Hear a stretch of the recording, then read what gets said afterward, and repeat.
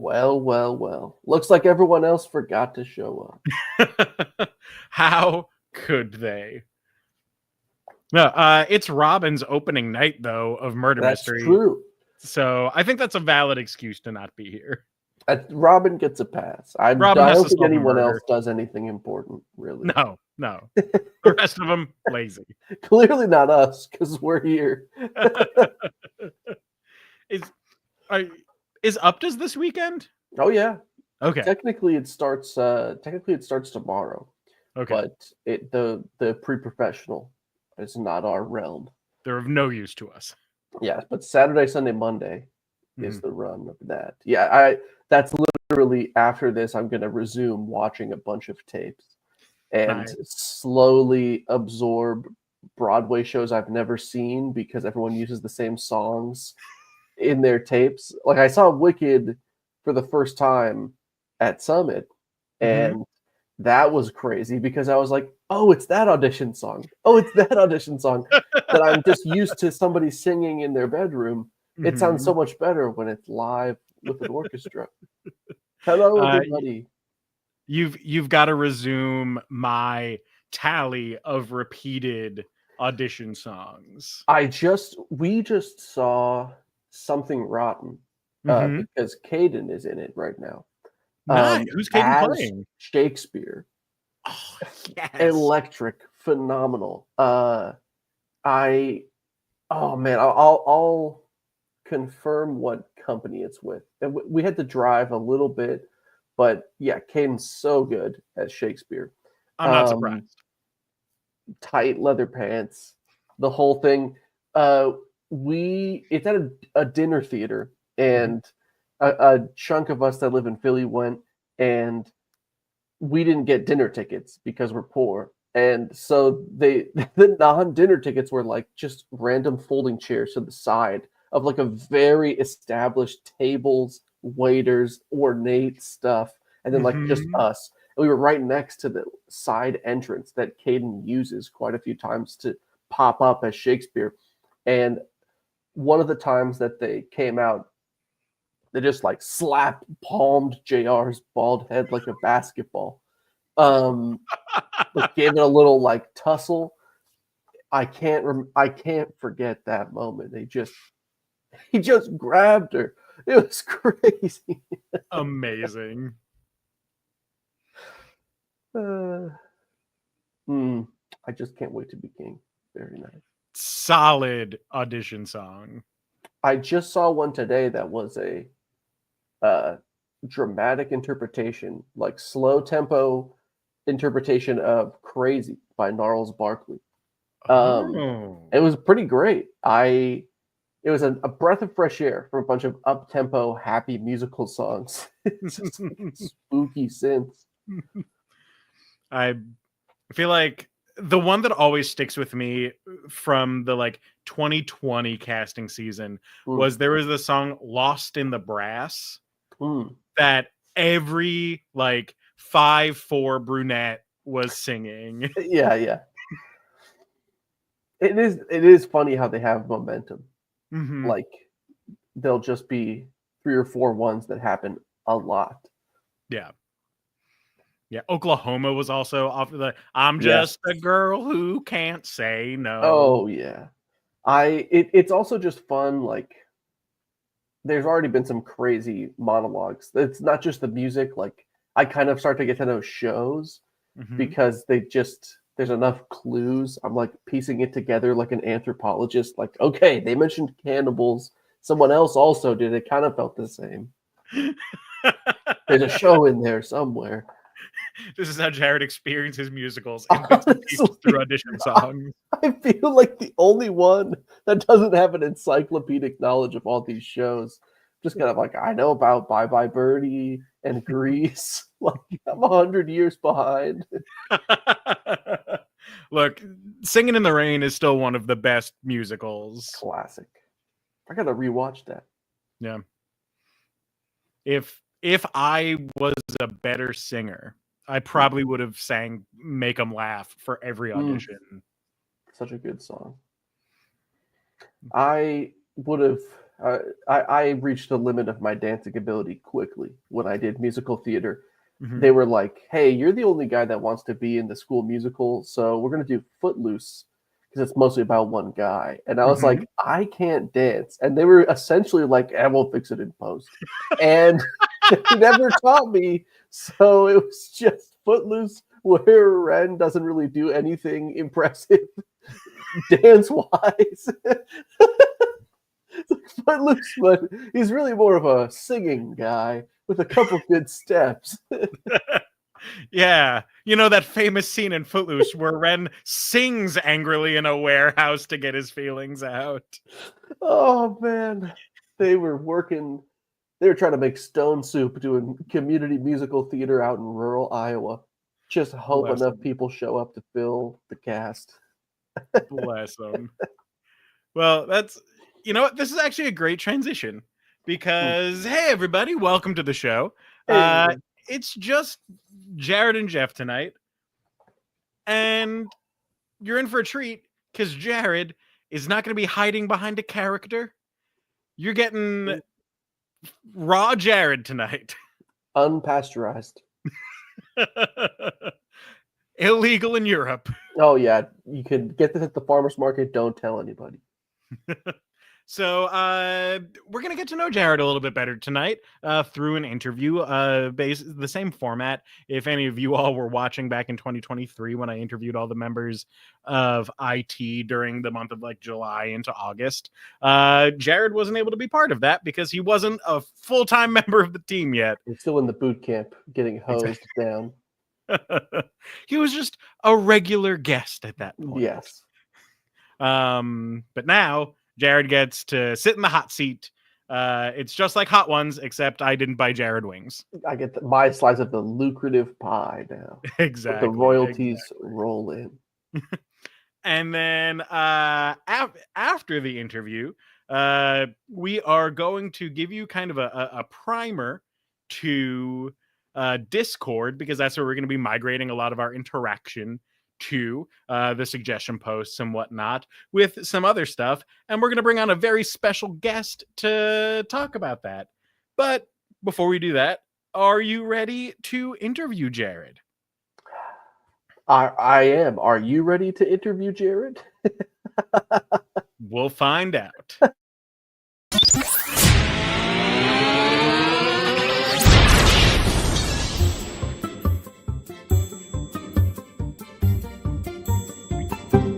The IT crowd.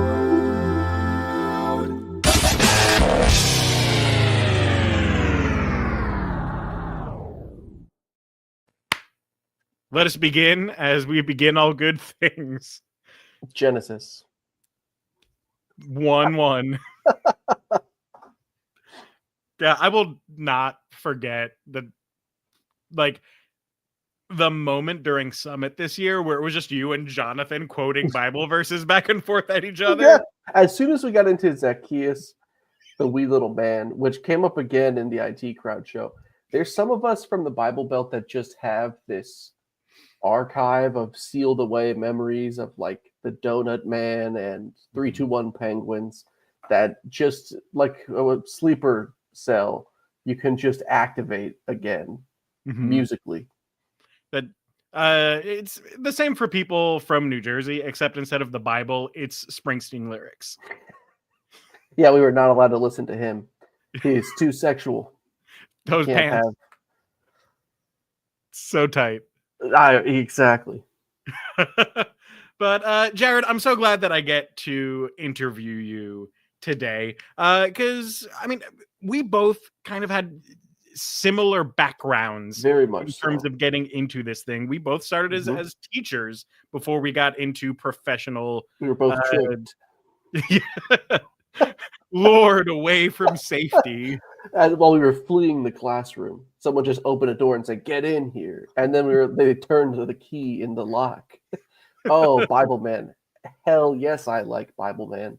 What's Bible Man? Bible Man is like, imagine if Captain America was Captain Bible instead. The passages about the armor and sword of the spirit and the shield of faith were real, It's kind of the origin story essentially is that a really rich guy just had a mental breakdown and discovered a Bible buried in a graveyard or something, and then swore his life to fight the enemies of God, I guess. The one I remember distinctly is when he fights the physical personification of the feeling of fear and has to battle it with a sword. Um, the wiki is crazy. The wiki is wild. A lot of it's like Christian Marvel, like VCR series. Okay. I knew that there was a like Christian Netflix. I did not know Purple that and Bible Man yellow Captain America, kind of. Okay. Super wild. It's I'm- always a rich guy, 100%. I'm sensing almost an origin for like the Brandon Sanderson Stormlight archives of like the armor and sword fueled by the spirit. Oh yeah, the Bible got me started on lore for sure. A lot of characters, hard or soft magic system. The Mhm. seeds were all there. Well, and I know that you're a big Lord of the Rings fan. You Oh, yeah. hold a watch party every year with a Hobbit feast. What is it about Lord of the Rings that is so important to you that it like a yearly gathering, like it has almost ceremony around it? Yes, it's 100% a holiday that we made up at this point. That is up there with Christmas and my birthday now. Man, it's there's a bunch of elements. I mean, the first one that honestly comes to mind is food in books. I have always loved food in books. The Redwall books and their description of food was a huge influence on me as a kid. And growing up in the Midwest, you have a lot of the same types of foods that you would have at a medieval feast.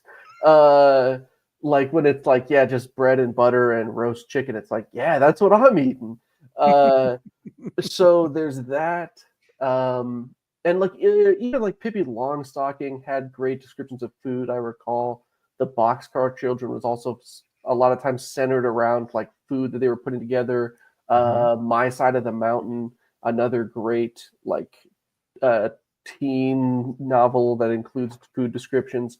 So like that's definitely part of it, and like sort of I was just into a lot of medieval stuff as a kid, like those big books of like everything medieval and all the diagrams of like the castle cut in half type of stuff. I was a very weird kid. I can't stress that enough. So then you also throw in, it was a book that I was allowed to read because there were many books I was not allowed to read. But I got started on The Hobbit, and at one point my parents were just like, "Yeah, just go for Lord of the Rings," as it like it'll keep him busy for a little bit. And I guess a final thing is that my dad is a huge nerd. So in terms of D&D, RPGs, he plays a lot of video games that had a medieval theme back in the day. He used to play these text-only RPGs in his command browser that were medieval in nature, kind of dungeon crawlers.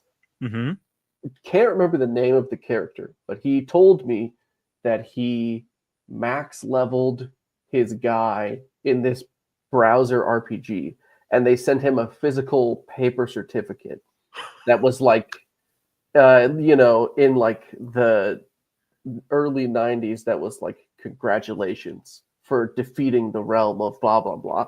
And he said he didn't have it anymore because his friend at one point was like, you can't let any woman see this. No!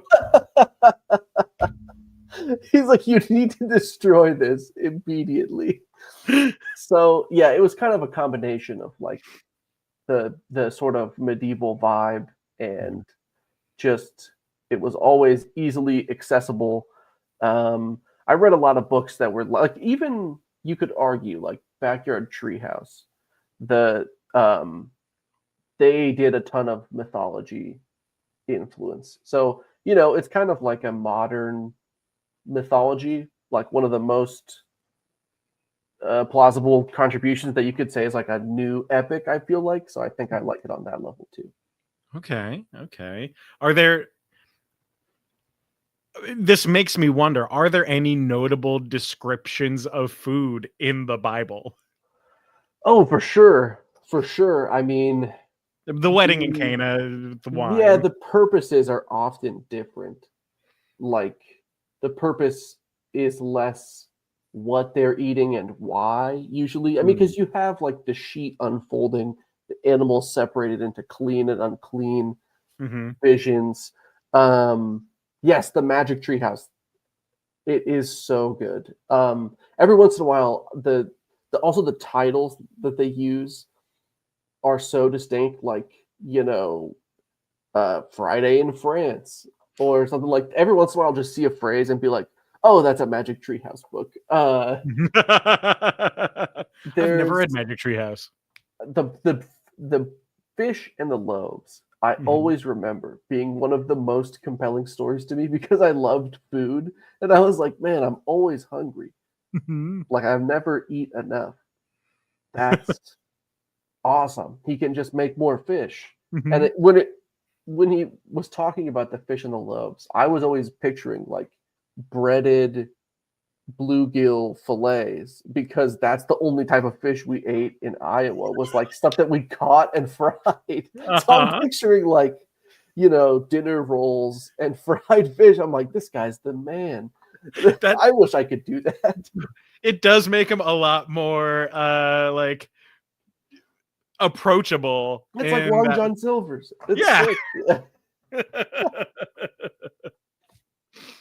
So what makes, back to the Lord of the Rings feast, what makes a food hobbity enough to be on the menu? Does it have to have been mentioned in the books, or? So I mean, I've gone through waves. Mm-hmm. Like we've done it 4 times at this point. So I did it in the beginning. I was much more of like I'll let me back up. I've done it several ways. I've done it. You only do things that are from the books or movies, which requires kind of a lot of interpretation because a lot of stuff is listed but not with recipes. I've done you only eat the food that's on screen, or at least like all the food that is on screen that someone eats is available to eat at that moment. I've done like each of the Hobbit meals corresponding to a specific location and a theme, like afternoon tea at Lothlorien. So it's all like Elven. Ultimately, though, because it's such a pain in the ass to put together, I have become much less of a purist and just been like, you know what? I want roast chicken at some point. It's not going to line up with Denethor. That's fine. That's a long time to wait for roast chicken. It is. It is. We settled for a timely tomato crunch this year.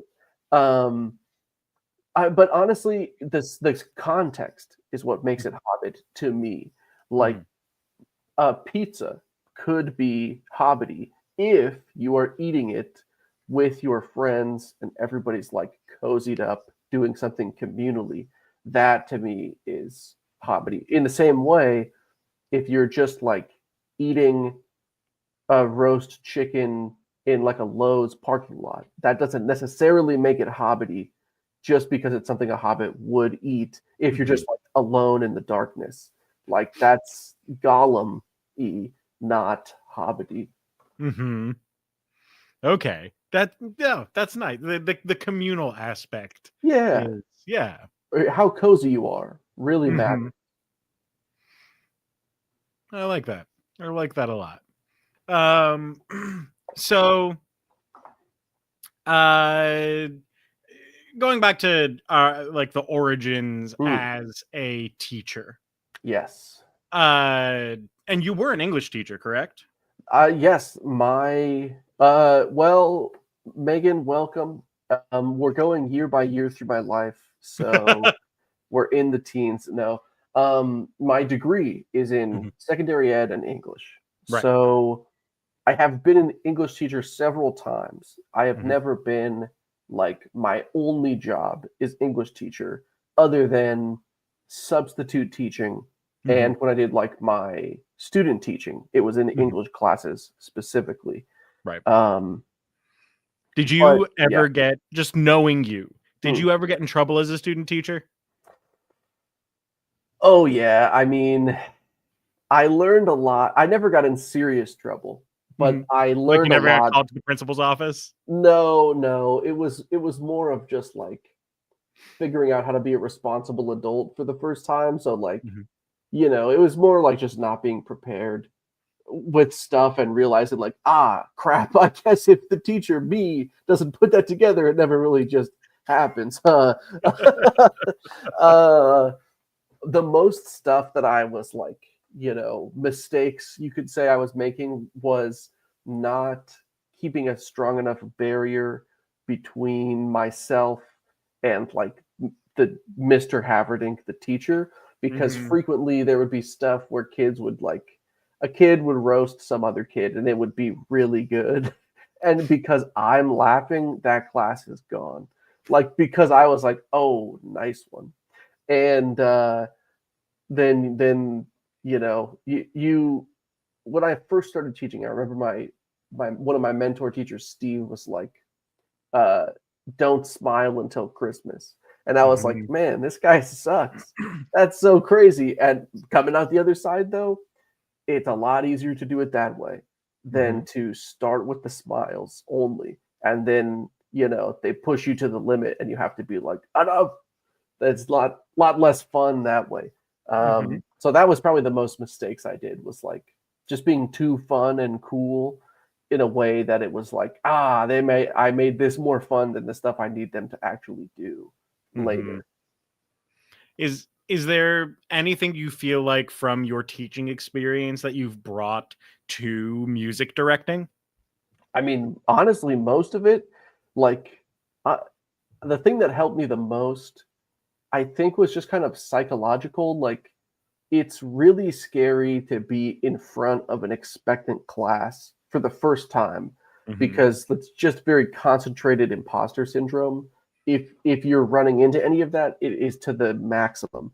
Not only because kids know what you're sensitive about, per John Mulaney, but also just like because they're kids, it's like they deserve such high expectations. So it took me a second to get used to like being in charge and like believing like sure when you're the only adult in the room it's like yes I should be in charge, I'm the tallest, but I having never got to experience yeah that. uh having other teachers in the room and still being the one in charge, that was probably the hardest one for me, and that got me more prepared for being in charge of peers, which is like sometimes is super different and sometimes is exactly the same. Mhm. Like, it just in the way that at any age, learners still have the same idiosyncrasies. Syncrasies, like, people have bad days. You're going to have people who need to be clicking two rocks together or they can't hear what you're saying. Um, so, yeah, I think mostly just that and teaching preschool actually prepped me a ton because it put me like when I first started teaching preschool, I felt like disasters were happening every day in my class because I had this mindset of I need to stop anything from going wrong. Like that's how I succeed is by nothing going wrong. And it used to really stress me out. And eventually through enough calamities and being defecated on enough times, I adapted a more Zen mindset of like, you will be defecated on. Mhm. Success is having a normal day after that. Uh, that has helped me a bunch of like don't freak out when something happens.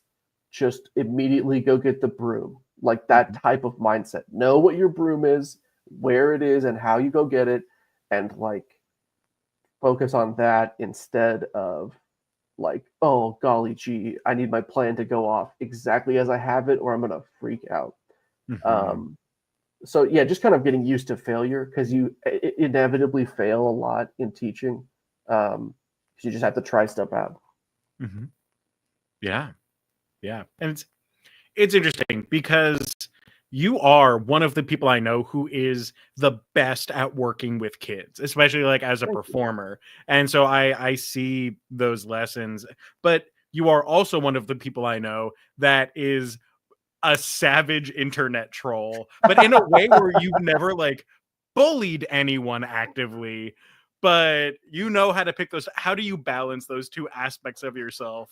It's funny because when I was teaching a lot in Chicago, my roommates also drew the same conclusion because they were like, all the stories you tell us about preschool, you're just so nurturing, and we don't ever see that guy.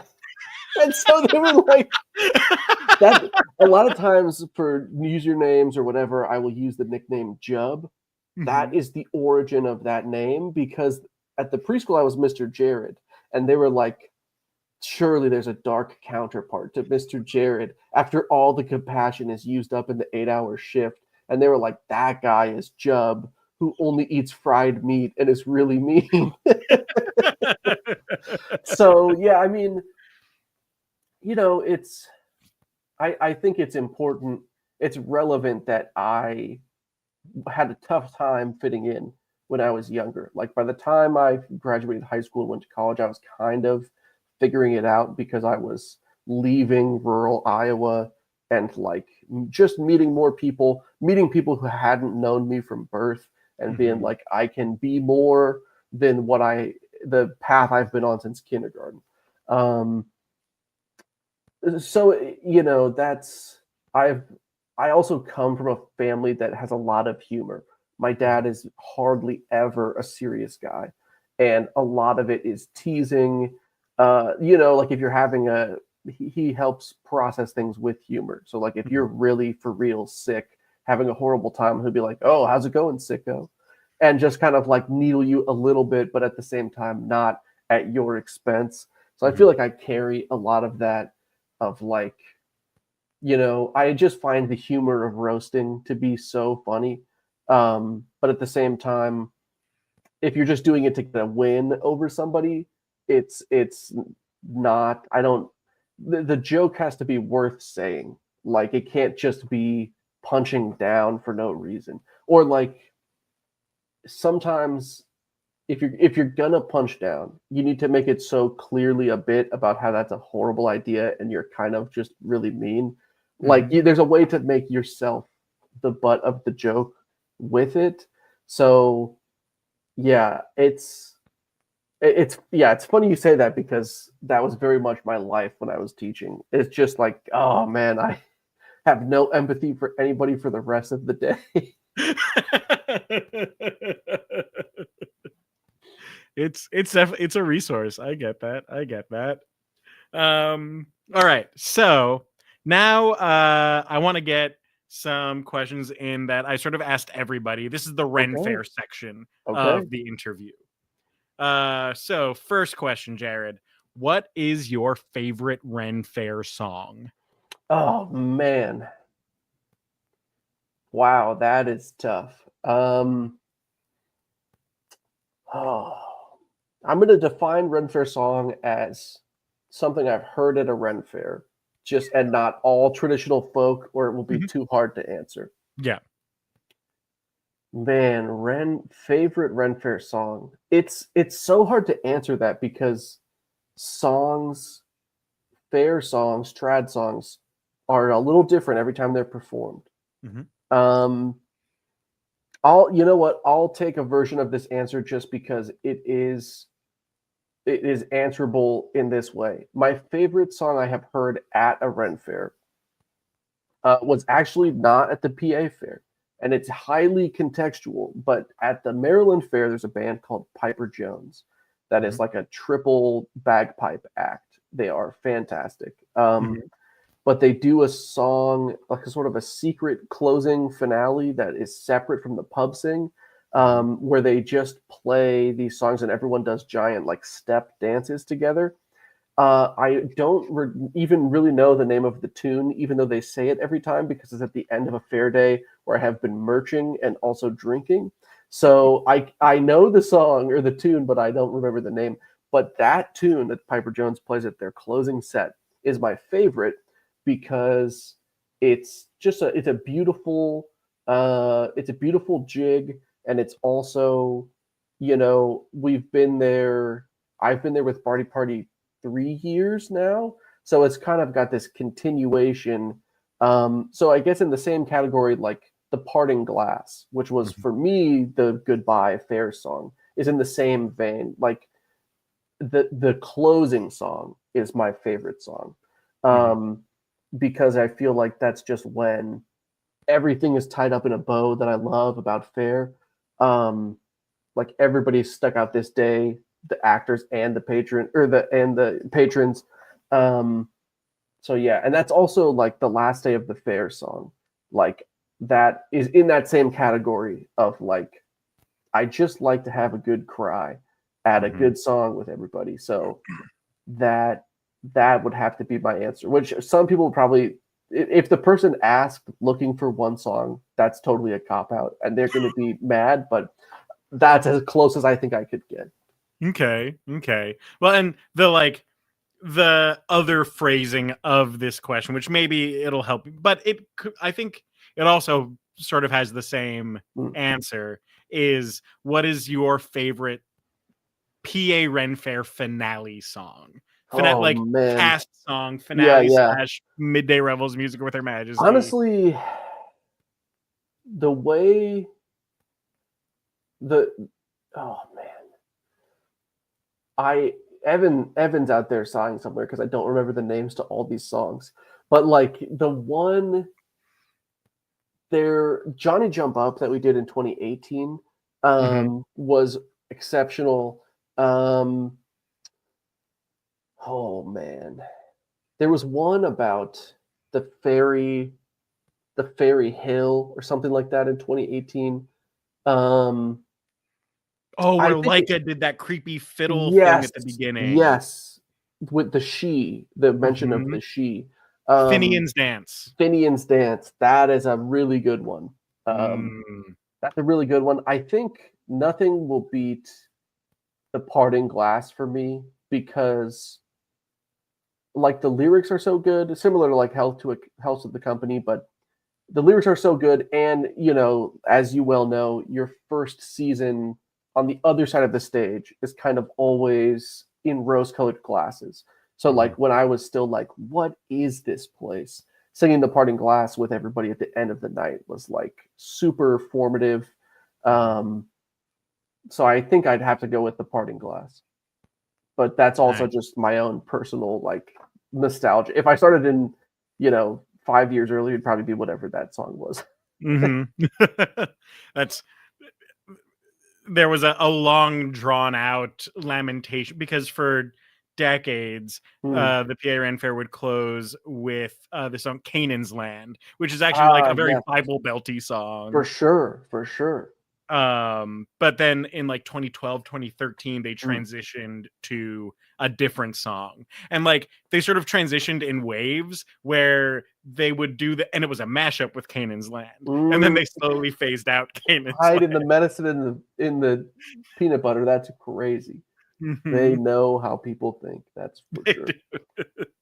And it didn't stop complaints from happening, but it right. did. I for the record, I love Wild Mountain Time, and it is like one of my favorite parts of the night.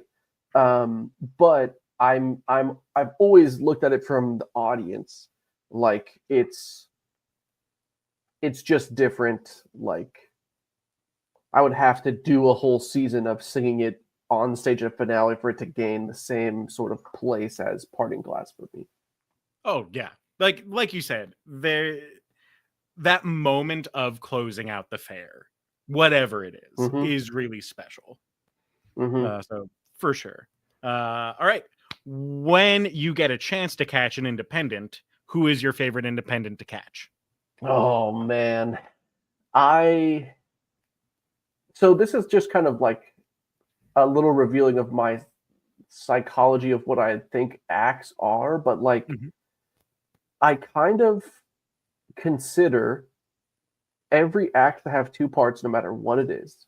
You've got the actual skill that someone's doing, music or juggling or whatever, and you've got how they are on stage. like the crowd work. Mhm. And so the acts that I tend to gravitate toward are the ones where they have the best on stage banter. It has nothing to do with what they actually perform. In some ways, the craft of like keeping an audience, handling the bumps, and like just tai chiing them and have it all weave together. That's the craft that amazes me the most. So Mhm. like Paolo Garbanzo comes to mind. London Broil comes to mind. Obviously, Jacques is having a generational run right now. Um, I Topsy Turvy also has this vibe to me. Um, and it also like I think for all those acts, it's when you can tell they're like a little weird. Like even for the Ren Fair, they're not just doing like a sterile circus; they're like being super weird and Mhm. themselves. Um, yeah, it's kind of just whoever's like electric that day. Obviously, also I have to say Barty Party, but I don't. I'm never walking by Barty Party. If I'm there and they're performing, I'm almost always already at the show, so I've Mhm. seen everything. So it's that's a technicality. I have seen, other than maybe the other Barty Boys, as we're known. I'm in the running for the most Barty Party shows. The Russos actually might have me beat. Uh, their Barty Party lore extends before mine. Technically, in the MCU timeline, their bubble starts before mine comes onto the plot graph. Uh, but yeah, it has more to do. Actually, you know what? I'll say this. Hey, Nunny Nunny. Hey, Nunny Mm. Nunny, I saw it Maryland. It was the tightest show, no fat, and every single thing they were doing was just perfect. Like the even the stuff that they discovered in the middle, like it's kind of I think of it like a flow chart. Like their flow chart was just so deep. They were ready for anything in a way that you could tell they had done it before. Like uh Uh, you're not that old. No. Uh, like there would be a bald guy laughing, and they'd have a joke about a bald guy enjoying it too much. They'd, Mhm. they had the standard kilt lines and stuff, but even before, like even further than that, it was like, oh, they have a line for if someone has a cross necklace and really likes it. Like their toolbox was massive. So Mhm. that was the most fun to me because it also draws on again the hidden archive of Bible stuff. It's like, oh, they're doing lore about the talking donkey, like the deep cuts of the Bible. Hell yeah. Um, so yeah, hey nunny nunny is one that I'll always stop for, just because the mastery of the craft is so insane. Mhm. Hell yeah. Hell yeah. Yeah. And if any of you have questions for Jared that you want to Ooh. pop in the chat, go for it. We have about 10 minutes left of this interview, Sure. and then I'm going to bring in our special guest Mm-hmm. to talk to you all about Discord. But if you want to know something from Jared, please do. Like Michael Russo wants to know, do you like being behind the scenes more than in front? At this stage, I think I do. There was. I'll say that with the asterisks of it's still important to me to perform in some way at some point, Mhm. just so that I kind of don't lose my connection to it. Like, um, but at the same time, I feel less of a distinction than you might think about it.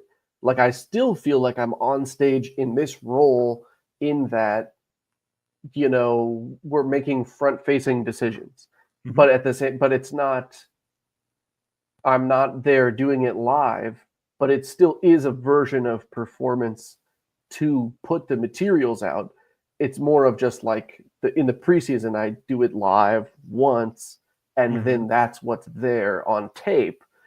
So I still feel like I'm performing, but at the same time, I like being behind the scenes. Like my mo at this point is to just like do the dad in the living room stand at the back of the heart and just like watch my track, and then just like disappear for a little bit. Being able to disappear, I do like that part. I do like that part, but yeah, I think behind the scenes, honestly, it's just less work. Like it's I can look like crap and do my job 100%. That's a fun benefit. Yeah, you don't have to wear the sofa upholstery in the 115-degree heat. Yeah, that. Although us Iowa boys, that's nothing. That's it doesn't get up to the 115 out here. What do you feel like is the biggest thing that you have learned from your time at the fair? Honestly, it goes back to the way I think about independent stuff. I think the thing I've learned the most and grown the most on is just that stage aspect. Like, regardless, like the fair has led me to being better at like guitar and all these other things that are concrete. But I think the thing that I understand now more that I didn't when I got here is just like what do people want to see outside of a fair context? Like, what keeps people engaged? Like, kind of the nature of an audience's attention. Like, how far can you stretch it? How many peaks do you need per valleys that you want to put in there? And just kind of like, how do you keep a show just kind of bouncing along with it? It's very similar to improv of like, you want the long arc and then a bunch of little things keeping the ADHD breadcrumbs in there. I feel like that's what I've learned the most of, because I've learned it from my fellow cast members, from seeing the independence, from like even the way that patrons will put something together and create moments that they want to happen on the street. It's kind of like at the core of everything is like live audience participation stuff. Speaking of the audience, I mean, we have an audience of longtime fairgoers that watch this. Is there like one thing that you wish that fair patrons understood that you feel like some of them might not fully appreciate? Honestly, it's so hard to be a patron. That's something I didn't appreciate because my intro to fair was as an actor. So it took me a second to actually be a patron. I think it's just like I'll rephrase, because I don't think it's that it's something that patrons don't understand, but I think it's, having done both, the thing that is the most different to me is the nature of your connection to fair. Like, for some people who do the actor side, it is primarily a job and then a hobby. And it's like your relationship to fair is just different. Like doing music directing, there are times when I need to take a hard stop and consume nothing fair and just like go watch Blade Runner or something to totally wash it off me. Whereas when I was not doing this stuff or fair, I was like almost entirely, your relationship is almost entirely seeking it out.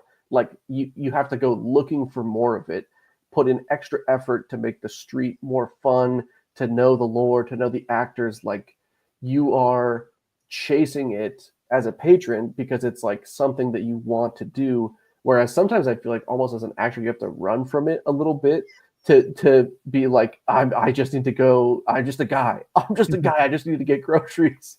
That's like the biggest difference between the two. But I feel like for everybody that watches IT Crowd and like, the patrons I like all get that, because we all have a job of some kind. But I would say that's like, for people who are not as deep into like a specific fair or something like that, I think that's the biggest difference, because it's like on the surface level it appears completely the same, two people dressed at the nines calling each other thee and thou, but the psychology of it is very different. God, I remember the first time I was like patron at a place. the not having a backstage to escape to in the middle and get water. Like I I'm had to go so find spoiled. water. I can't do a fair without some sort of backstage. Yeah. I'm so soft. Like that gave me such a level of respect for what our patrons do. Yeah, right. It's extremely tiring and a totally different. Plus, you're taking the constant psychological hit of like, God, I gotta spend $10 on some bullshit again. It got through the whole day. All right, Jared. Debbie Willis Hamlin wants the like speed run. How did you go from English teacher to music director? Went from English teacher to preschool teacher. I met Allison Petrillo, who was like, "Do you want to be a rakish rogue?" And I said, "What is that?" And then yes. And so then I really the timing was just that my lease was up in Chicago right as the fair started. So I just said, let's see where this goes. So then I do fair. The same preschool is like, hey, do you want to work in China? So I did that in the off season and just basically like a time skip back to the next season of fair. And then I did some substitute teaching. I was like, that I didn't want to do seasonal employment anymore. So I left for a while. And honestly, it was just kind of like Evan Hoffman was huge in this because he was such a good music director that it made me want to do it at some point. So really, then I was just waiting for a time when I didn't have a ton going on and they needed a new music director. So the final piece is Matt Selly. It is ultimately his fault because he was like, hey, you should apply. And I was like, oh, that's right. I have free will. I can just apply. I do feel like there's a missing link in there of like preschool teacher. What made Allison Petrillo think that this guy would make a rakish rogue? We all sang at the preschool. Allison was in a very specifically the Rockin' Railroad, which was like a cover band puppet show. I was just like a general preschool like lead teacher, so like, but I was singing. There, a lot of us were actors and musicians, and I'm not gonna lie to you, we were giving Grammy level performances in this preschool because it would just be like me and a couple session musicians as my assistant teachers. So we would be doing like the songs from the Jungle Book and Moana in 3-part harmony, thrown in jazz chords, like stuff that's purely for us. The kids don't care at all, but we're just entertaining ourselves. And then, in the break room later, people would be like, oh, that jazz Baby Beluga you put down was white hot, baby. And so we all kind of knew that we could sing. And so if I recall, there was some sort of last minute, like, oh crap, we need another rogue. And they were striking out on the audition fallbacks. And so they were like, Allison was just like, I guess I know a bunch of guys that can sing at the preschool. Let's find out if any of them want to make a mistake. And I did. But what a good mistake it was. What an excellent mistake. One of my top 5, surely. Dan Gualtieri wants to know, what is your favorite lesser known piece of Lord of the Rings trivia or lore or fact? Oh, man. I feel like this is one of those nerd measuring questions, and I'm definitely not in the deep water. I love Grond. I love Grond. It's the head of I believe Morgoth's Warhammer from an earlier age that got turned into a siege weapon, and that's why they love Grond so much. And they are chanting Grond because it's sort of like a relic of a former god, essentially, or you could argue the same god.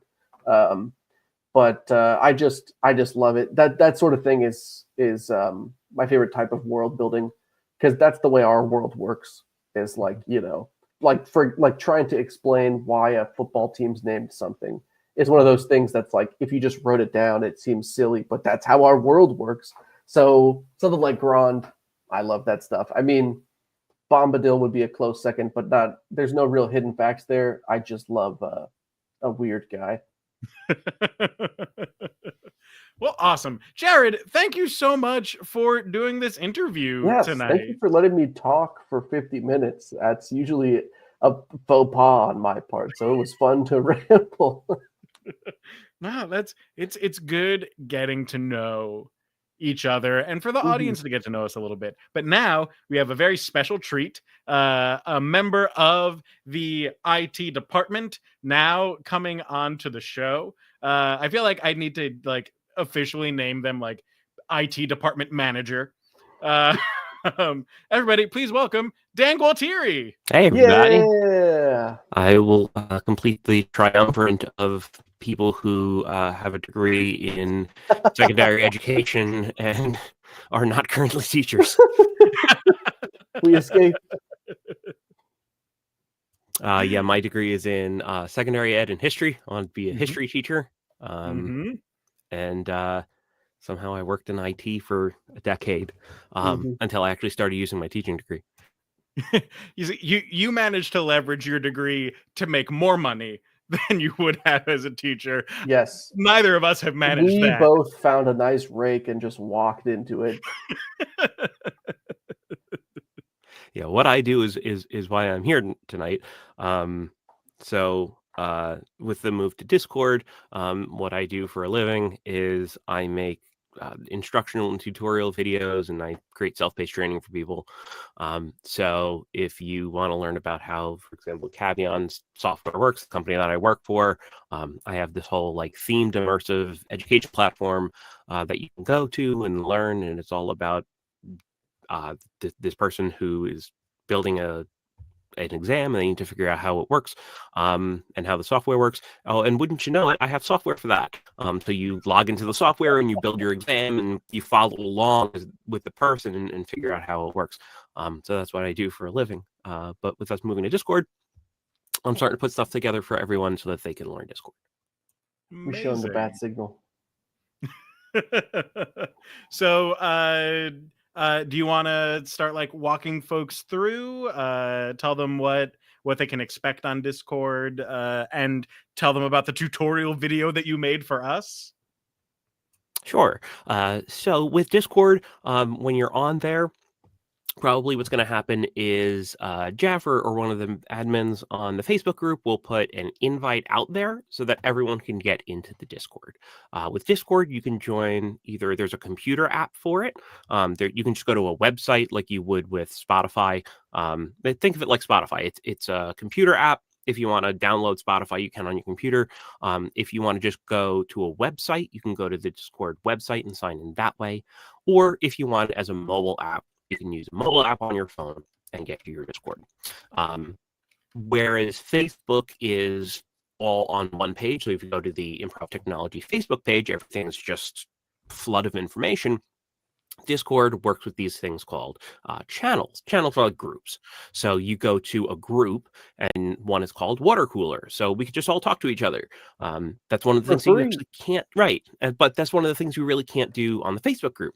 Like if we wanted to talk to each other and put a post up like, "Hey, anybody see this thing happen this week? It was really funny." We can't do that. For example, Aaron and I love Dropout. There's so many fun dropout prompts. There was one this week, or maybe it was either this week or last week, that it was a perfect prompt for Alexis Amarante.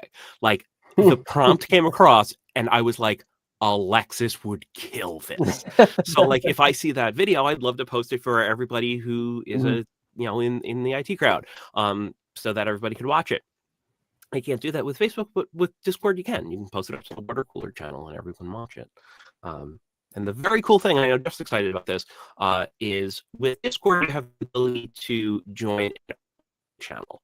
So as we're watching IT Crowd, if you want, you can join the audio channel, and we can either talk to each other during the show, or you can hear us laugh, which I know is something that Jeff always wants to hear. You can't hear anybody, which is one of the hard things about doing the show online. You don't get like crowd feedback other than through chat. They'll actually be able to get crowd feedback.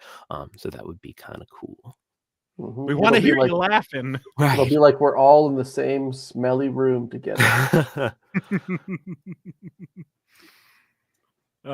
Just to show you all what the Discord looks like, I can screen share it right here. Also, it's good if you have not yet adopted Discord. You're probably going to have to at some point for something. So let us be the reason that you finally learn the Zoomer app. Yeah, so Discord, Slack, and Team. If you use either Slack or Team, if you use Team for work, if you Yes. use Slack for work, Discord is very, very similar to that. If you've used none of those three, on the left-hand side, think of those as like groups. So If you've where you, used none of those three, you're so lucky. oh yeah, yeah, but here's the problem: if you use all three, you're not as lucky. It's true. I have some of my company on Teams and some of my company on Slack, and having them both open drives me insane. Nope. Double damage. But yeah, so like as Jeff's going through here, you can see if he clicks on like IT department water cooler, you can see that there's a conversation there, and I posted the first video. So that video will walk you through how to use the mobile app. I figure a lot of people are going to use the mobile app, and I show what it's like to use the mobile app, how it works with Facebook, how they're similar and how they're different. And as you get in and you accept the invite, I'll post a few more of those. And if there's any questions that anybody has as you go through it and you want to know more about it, things that you're looking for that you can't find, or ways to use Discord, post it up in the water cooler channel there, and I'm happy to answer it. I'll post a video for everybody who needs it. Thank you so much for making those videos, It's awesome. Dan. It's literally what I do. Yeah, so thanks for doing it more. Yeah. Now you're doing unpaid work. We're asking the pizza guy to make free pizzas. No, it's fun. This We're one, so scumbags. like for the mobile app, it was cool because I got to use the screen record feature on my phone and then do like a video at it, because everything that I do for work is all on my desktop. So this was different. It was fun to do, and it was a different way to learn to do it. I always find that like when I would learn to do stuff, like when I learned to code for the first time, I made it for like my backyard wrestling website. That was a much more fun way to do it than having to sit in a computer science class and make like a fake restaurant. Yes, Yeah. indeed. Oh, yes. So yeah, just some of these channels, there's something for you to introduce yourselves. We want to get to know you all a little bit. We'll also post in there. This is where the suggestion post will live. We'll announce shows. There's that water cooler, a place for you to put memes. Jared's already put one in there. I know a meme department when I see one. And then the marketing department is where we'll let you know what we're up to outside of the IT crowd. So like Alex being in 20-Sided Tavern, or if Alexis is in something that's going to premiere on TV, whatever. So what's going to happen is I'm going to put the link in the chat right now, so you can all start heading over there. I will also post it in a Facebook post, and it will be our final post in the metaverse. Momentous. A momentous occasion. So there we go. The link is now going out in the chat. Dan also walks you through how to, like, if you want to change your name in Discord, so we know who you are. So instead of your screen name, like, who the heck is Big Papa's house? I mean, I'm Big Papa's house. I'm leaving that. I did a whole season of music directing in the cast Discord as Big Papa's house. That toothpaste is out of the tube. Yeah, so yeah, Debbie, I saw you asked, can you get to the page without the invite? The invite's up in, I think, chat now, and it'll be up on Facebook. When you follow it, I'm not sure if you have an account yet, but if you don't have an account, you can create one. It's free, and that's how you do it. I will say, if you are going to run it in the mobile, in a Chrome browser, it is going to be very resource hungry. That is my only advice, just because both Discord and Chrome are not the best at that. If you're not on a great machine, the desktop app is a little bit more efficient, because I made that mistake several times before. Brianna, to answer your question, the Group Watch voice channel you can interact with as just text if you want to. So if you don't want to be in there yapping it up with everybody else and having to listen to everyone else yapping, you can also interact via chat in that Group Watch channel. Yeah, when you press or click Group Watch, you get two options. You can join voice, or on the right hand side there's a little like chat bubble. If you just click the chat bubble, it's just a regular chat. Yeah.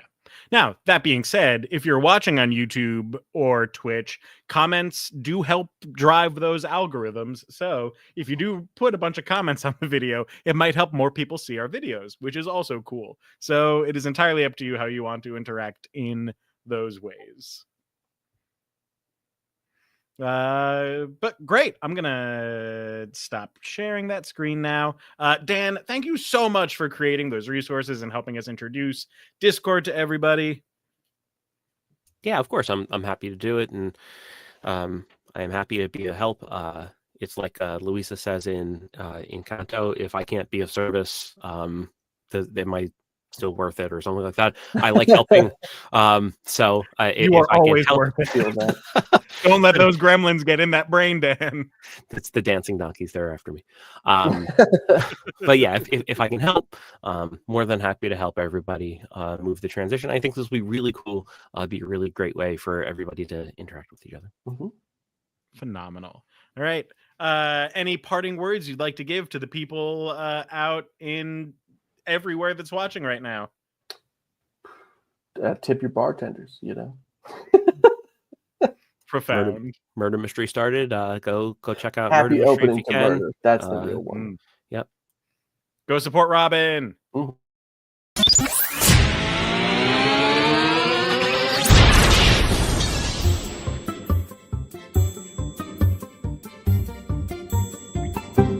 The IT Crowd.